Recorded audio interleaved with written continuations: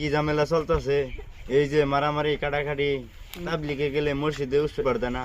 এই কিছু সাতপন্থী লোকের জন্য সাধারণ মানুষ এখন তাবলিগ থেকে কেমন জানি সরে যাইতেছে। এই তাবলিগ জামাতের ওটা নিষিদ্ধ করে রাখতে আপাতত, এই জন্য আসলে আপনারা এই মসজিদে উঠতে পারবেন না।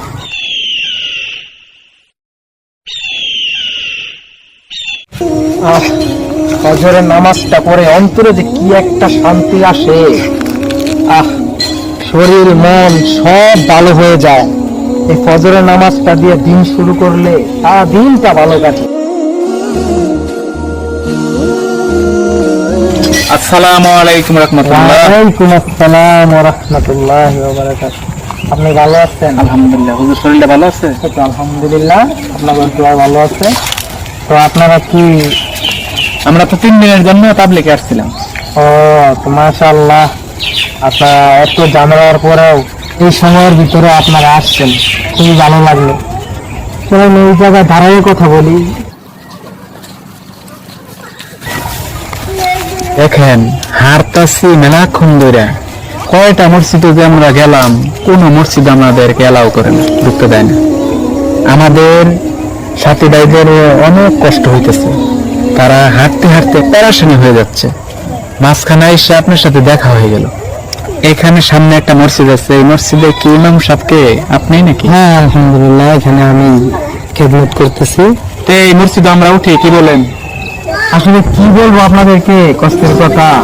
এই যে কিছু মানুষগুলোকে হত্যা করার পর আমাদের মসজিদের কমিটিতে যারা আছে, আসলে তারা এখানে তাবলিগ জামাতের ওটা নিষিদ্ধ করে রাখতে আপাতত, এই জন্য আসলে আপনারা এই মসজিদে উঠতে পারবেন না। কি বলেন ইমাম সাহেব?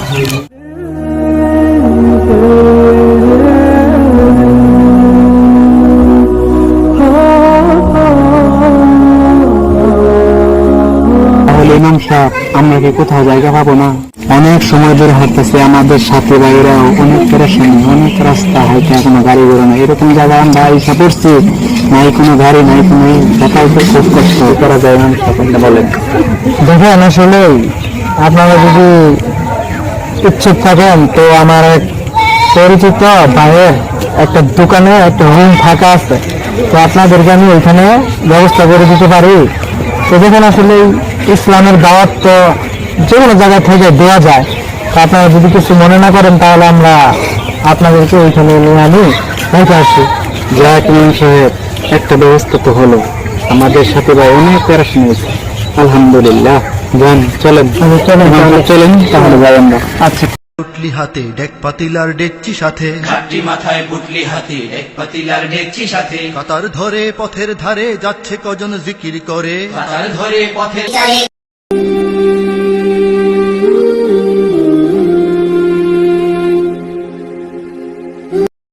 ইমাম সাহেব, কত মসজিদ দেখতে গেলাম, কোন মসজিদে তো জায়গা দিল না। আমরা গুণের কাছে বের হই, তারপরে অত বাধা কি আর করো। এইভাবে বেড়াচ্ছি গোষ্ঠীরা শৃঙ্খলা শুরু করছে, এতে চান্দা ধরা দিনে খেজমত করি, এভাবে নিজের বাড়ি ঘর ছেড়ে ইসলামের দাওয়াত দেই। আমাদেরকে মানুষ এখন কেমন যেন ভিন্ন চোখে দেখে। বাবা, এই জন্যই তো মানুষ এখন পাবলিককে কেমন হাস্যকর ভাবে। এই কিছু সাতপন্থী লোকের জন্য সাধারণ মানুষ এখন পাবলিক থেকে কেমন জানি সরে যাইতেছে। কিন্তু বাবা, সেই জন্যই তো আমরা ইসলামের দাওয়াত থেকে পিছপা হতে পারি না। ইমাম সাহেব, সেই জন্য তো আমরা তো বাধা বিবৃতির পরেও ইসলামের দাওয়াতের কাজ চালিয়ে যেতেছি। চলো যাই এখন সামনের দিক। দেখো, এই বাড়িতে একজন পাবলিকের লোক থাকার কথা, তাকে একটু ডাক দাও তো, কথা বলি।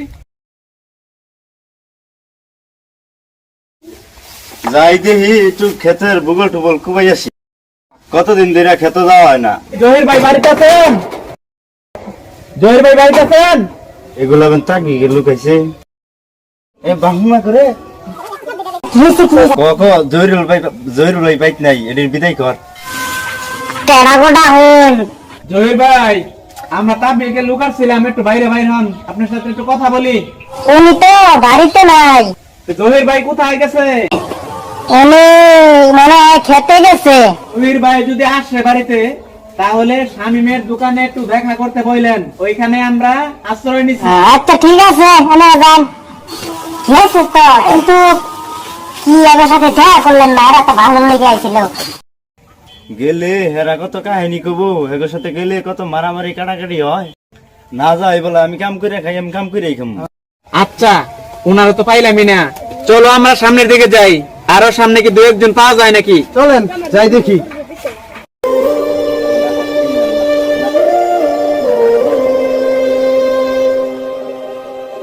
লা ইলাহা ইল্লাল্লাহ, লা ইলাহা ইল্লাল্লাহ। ইল্লাল্লাহ।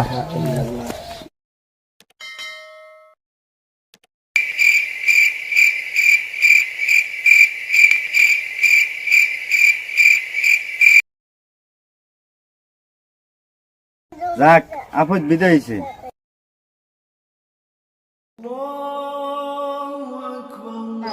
এই দাঁড়াও, আজান দেয়া হচ্ছে, নামাজটা আদায় করে নেই মসজিদ থেকে, চলো।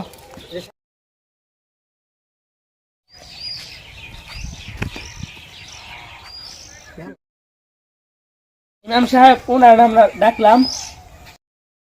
হ্যাঁ, উনারে তো আমরা ডেকে আসলাম। একজনের ডাক দাও তো, ডাক দাও। জয় ভাই, আপনার তো একটু খুঁজে আসলাম, আপনি একটু আসেন, কিছু কথা বলি। আসসালামু আলাইকুম। ওয়ালাইকুম আসসালাম ওয়া রাহমাতুল্লাহি ওয়া বারাকাতুহু। আপনি ভালো আছেন? শরীর স্বাস্থ্য ভালো আছে? আলহামদুলিল্লাহ, আপনারা কি ভালো আছেন? আলহামদুলিল্লাহ ভালো আছি। শুনলাম আপনি নাকি সফরে যাওয়া বাদ দিছেন, কি ব্যাপার, কি সমস্যা হয়েছে আপনার? না, এই তো আর কি, এই তো একটু যাই জামালার ভিতরে আছি। কি সুন্দর মুখ ভর্তি দাড়ি ছিল, সেই দাড়িগুলো আপনি কেটে ফেলছেন। কি এমন হয়েছে আপনার, দাড়িগুলো কেটে ফেলাই লাগছে? নামাজও নাকি পড়েন না, কি সমস্যা আপনার হয়েছে আমাকে বলেন। কি আর কমু, দেখেন না ইমাম সাহেব কি ঝামেলা চলতেছে। এই যে মারামারি কাটাকাটি, তাবলিগে গেলে মসজিদে উঠতে পারবে না, এই সব মিলাইয়া আসলে কেমন জানি। দেখেন, কিছু সমস্যা হইতেছে, তার জন্যই যে আমরা পিছপা হয়ে যাব তা কিন্তু না। এই বিষয়টা নিয়ে আমাদের মুরব্বীরা অনেক চিন্তা ফিকির করতেছে। এইটা তো আসলে আল্লাহর রহমত সমাধানে আসবে, কিছু সময় তো আমাদেরকে একটু দিতে হবে। এইখানে আসলে কিছু ঝামেলা ওরা অগ্রপনা করতেছে, তাই বলে আমরা অগ্র হলে হবে না, আর আমরা দিনী কাজ ছেড়ে দিলেও হবে না, কিন্তু বুঝছেন? এই নিয়ে কিন্তু আমাদের ইসলামের দাওয়াত দিতে হবে। এইসব নিয়ে আপনারা বিভ্রান্ত করবেন না, ঠিক আছে? কিছু কুচক্র এইটা নিয়ে ঝামেলা করার চেষ্টা করতেছে। এই বিষয়টা নিয়ে আমাদের বাংলাদেশে আলেমুলামাদের বিভ্রান্তি ফালানোর চেষ্টা করতেছে, দেশে অস্থিতিশীল করার পায়ে তারা চলতেছে। এইটা নিয়ে আপনাদের মাথা ঘামানোর কোনো প্রয়োজন নাই। আপনারা আলেমুলামাদের পাশে থেকে দিনের কাজ চালিয়ে যান। চলেন, আজান দিছে, নামাজটা আদায় করে আসি, সালাত আগে তারপরে কাজ। আপনি এই কোদাল নিয়ে এখন বাইরে পড়লেন না। আজানটা দিলেই আমাদের নিয়ম কি হলো, আজানটা দিলেই আমরা সালাতের জন্য প্রস্তুতি নিব, তা না করে আপনি কোদাল নিয়ে বেরিয়েছেন, এটা কোনো কথা হলো? চলেন, নামাজটা আদায় করে আসি। কারণ কোদাল রাইখা থিয়া যায়।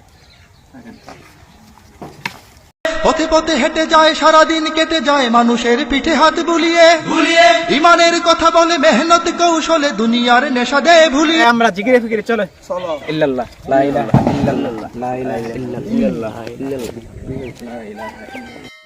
আপনাদের ভালো সাড়া পেলে দ্বিতীয়বার আরো সুন্দরভাবে গুছিয়ে নিয়ে আসবো ইনশাআল্লাহ। আজকে এখানে বিদায় নিচ্ছি, আল্লাহ হাফেজ।